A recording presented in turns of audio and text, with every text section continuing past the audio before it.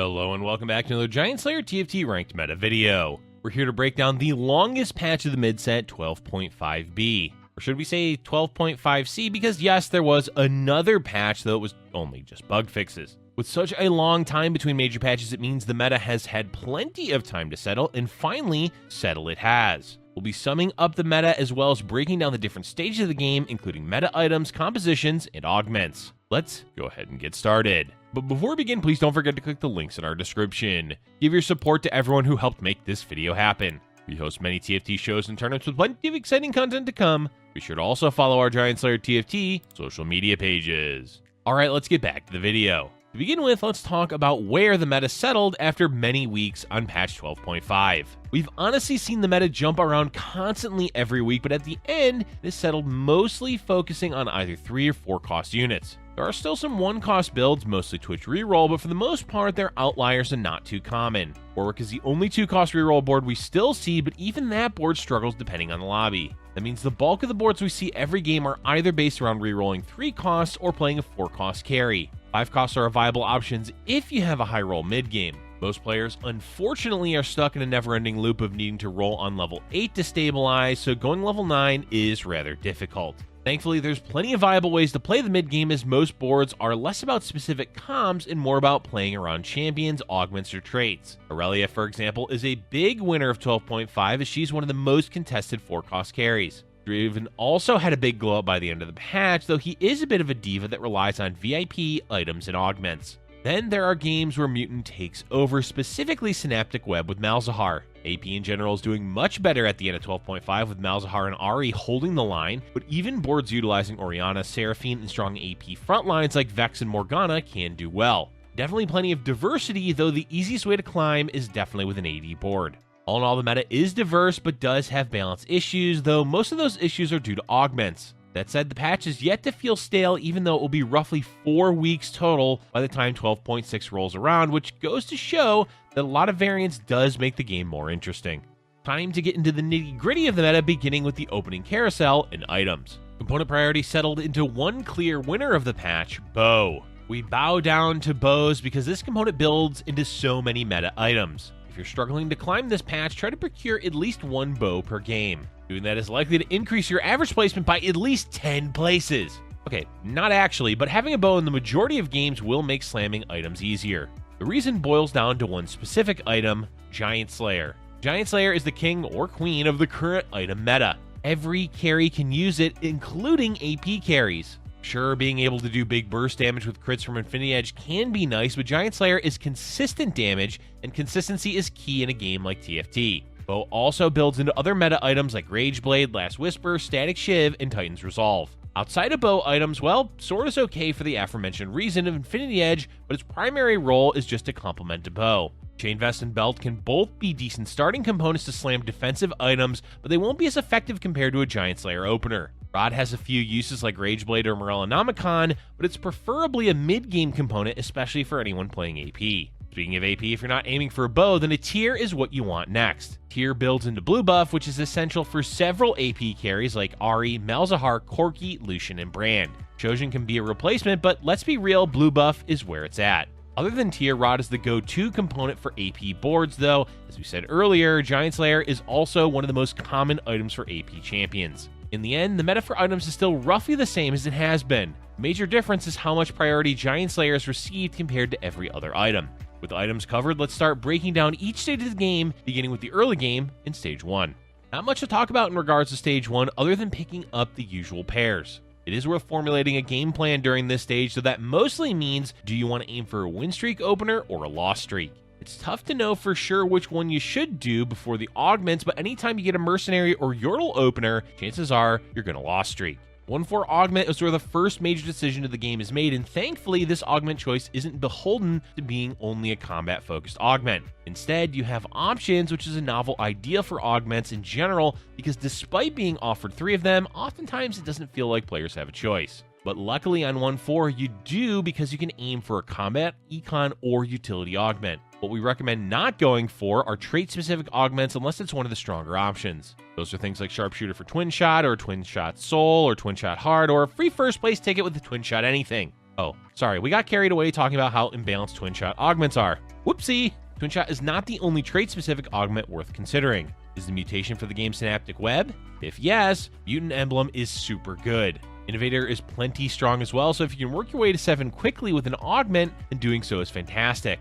Outside of those specific traits, most econ openers are perfectly fine, but keep in mind that opening with econ means you're likely to have a weaker stage 2. We'll talk more about combat and utility augments later, but there's quite a few of them worth picking up even on 1.4. At the end of the day, the best option for 1.4 is what you're most comfortable playing around, and while fun-looking augments like Thieving Rascals potentially could be useful, we don't recommend straying too far off the beaten path if your goal is to climb in rank. Let's get back to the early game with a quick look at Stage 2. Stage 2 is full of variance because a ton of factors go into how strong a player's board is. Do they have a good combat augment that complements their current board? Did they hit any 2-star units? What dropped from their orbs in Stage 1? Was it a 3-cost champion or low-cost units or just gold? So many variables make it difficult to say what will do well game to game. In general, though, the plan should be to play for a win streak if possible, as this saves you health while building an economy. This can be difficult without a combat augment and a decent board, so the other option is of course to go on a loss streak. Either way, maintaining a streak is the best way to play the early game to have a decent economy going into Stage 3. Continuing on, we can move into the mid game with Stage 3. For the most part, Stage 3 is just about surviving and reducing damage taken as much as possible. Not many boards spike at this point of the game unless you've managed to hit a 3-cost 2-star or a bunch of 2-cost 2-stars. Majority of the games, it's correct to level 6 on 3-2 and sit on your gold until you can level again in Stage 4. Sometimes you will need to roll, especially for anyone that opened with a loss streak. In those games, don't roll too much gold. Focus on finding an item holder for what you currently have and some type of frontline. With a few items, a decent carry, and frontline, most boards can stabilize enough to get to level 7 in Stage 4. The second major decision of the game is, of course, the 3-3 augment. This is where the game becomes a lot more predictable because few players will ever take econ augments at this stage of the game. While it is fine to do if you open with a combat augment, keep in mind that anything econ related will rarely give you an immediate boost in board strength. So if you were on the cusp of losing rounds, chances are an econ augment will make it so that you begin to lose. In general, the best options at this round are combat, utility, and then specific traits if you have an idea of what composition you may end up playing. For example, taking VIP at this stage can be great if you have a few debonair champions and items to give a Draven.